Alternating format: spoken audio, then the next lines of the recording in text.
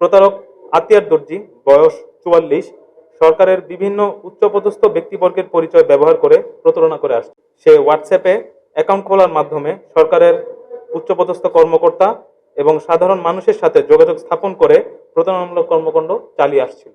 মামলার এজাহার সূত্রে জানা যায়, একটি প্রতারক চক্র সরকারের বিভিন্ন উচ্চপদস্থ ও গণ্যমান্য ব্যক্তিবর্গের ছবি ও নাম ব্যবহার করে মোবাইল নম্বরের মাধ্যমে ভুয়া হোয়াটসঅ্যাপ অ্যাকাউন্ট খোলে।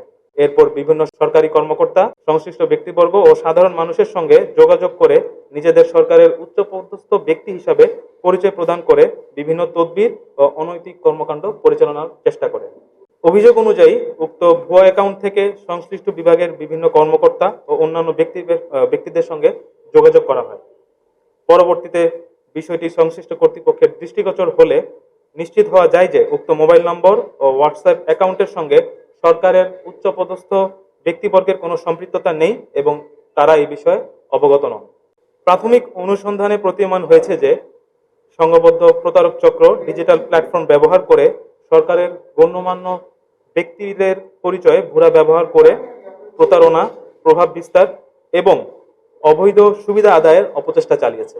এ ঘটনায় আইনগত ব্যবস্থার লক্ষ্যে ঢাকার শাহবাগ থানায় একটি মামলা রুজু করা হয়েছে। মামলার তদন্তকারী কর্মকর্তা কর্তৃক প্রেরিত অভিযোজন পত্রের ভিত্তিতে র্যাব 10 গোয়েন্দা দল নজরদারি বৃদ্ধি করে। ফরিদপুর ক্যাম্পের একটি চৌকস আভিযানিক দল নজরদারি বৃদ্ধি ও তথ্য প্রযুক্তির সহায়তায় ফরিদপুর জেলার ভাঙ্গা থানাধীন আজিমনগর এলাকা থেকে অভিযান পরিচালনা করে অদ্য 18 জুলাই রাত 12:50 ঘটিকায় প্রতারণার অভিযোগের সাথে জড়িত আসামি আতিয়ার দর্জি তাকে গ্রেফতার করতে সক্ষম হয়। এ সময় তার নিকট হতে প্রতারণার কাজে ব্যবহৃত 7টি মোবাইল ফোন, বিভিন্ন ব্যাংকের 5টি এটিএম কার্ড, নগদ অর্থ এবং একটি ব্যক্তিগত মাইক্রোবাস উদ্ধার করা হয়।